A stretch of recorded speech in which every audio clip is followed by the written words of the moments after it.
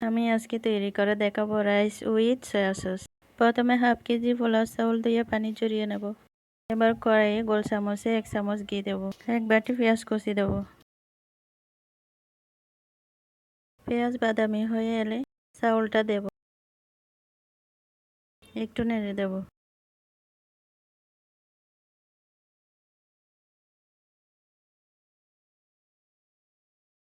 চার মগ পানি দেব।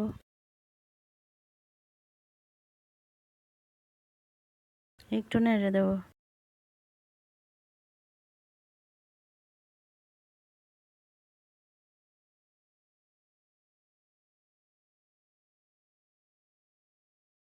এক চা চামচ লবণ দেব। 2 চা চামচ চিনি দেব। 3 টেবিল চামচ সয়া সস দেব। একটু নেড়ে দেব। চা চামচে 3 ভাগের 1 ভাগ টেস্টিং সল্ট দেব। 1 চা চামচ লবণ ছিটিয়ে দেব। এবার 10 মিনিট অল্প আঁচে রান্না করব।